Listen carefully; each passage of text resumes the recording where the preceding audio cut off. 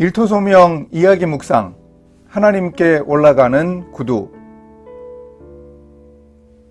파스칼의 팡세는 자주 인용되고 책 이름이 잘 알려져 있지만 파스칼 자신은 책의 형태로 출간되리라고 생각하지 않았습니다.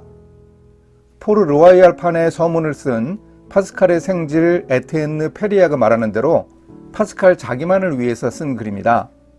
개인적인 성향이 강한 글이지만 하나님과 사람에 관해 노트 형식으로 남긴 글에 쾌락주의나 염세주의를 극복하고 진리를 직관한 사상을 오롯이 남겨놓았습니다. 그의 글 중 특히 직업과 관계된 분야의 글들을 읽어보아도 유익합니다.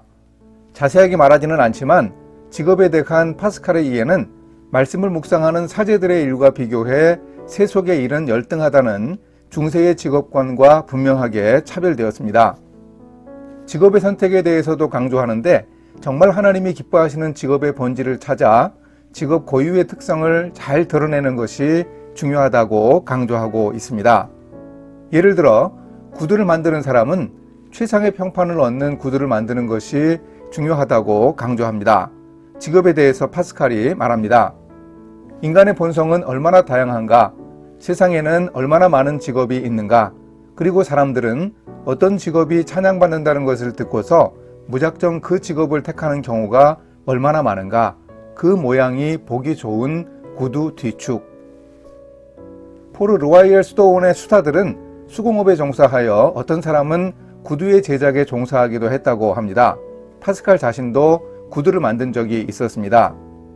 얼마나 모양이 좋은 구두인가, 얼마나 솜씨 있는 직공인가, 얼마나 용감한 병사인가, 여기에 우리가 좋아하고 싫어하는 근원, 직업 선택의 근원이 있다. 잠언의 말씀이 떠오릅니다. 내가 자기의 일에 능숙한 사람을 보았느냐?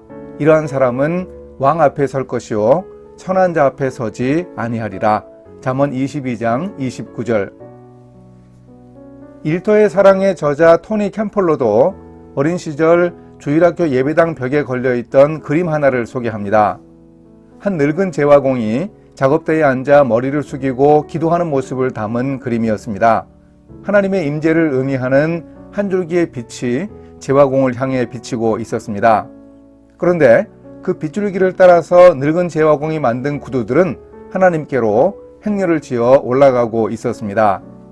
어린 시절에 보았던 그 그림에 대해 토니 캠플러는 훌륭한 구두들이 하나님께 바쳐지는 거룩한 선물이라는 의미라고 해석했습니다.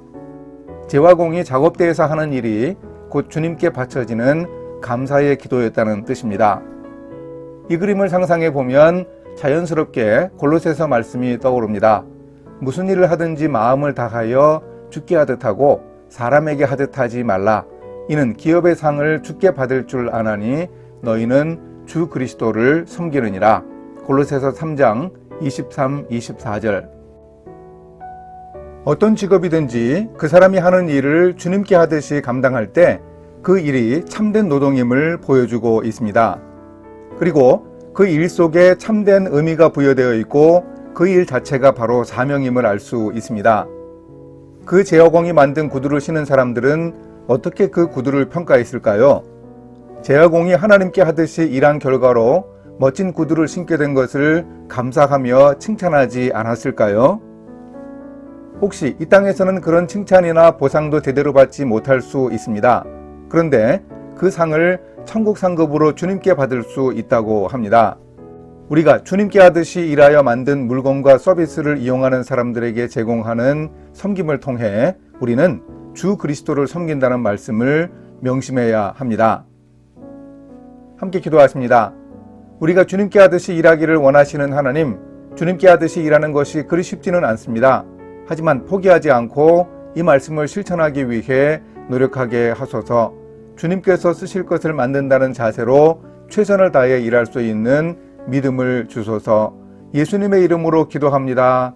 아멘.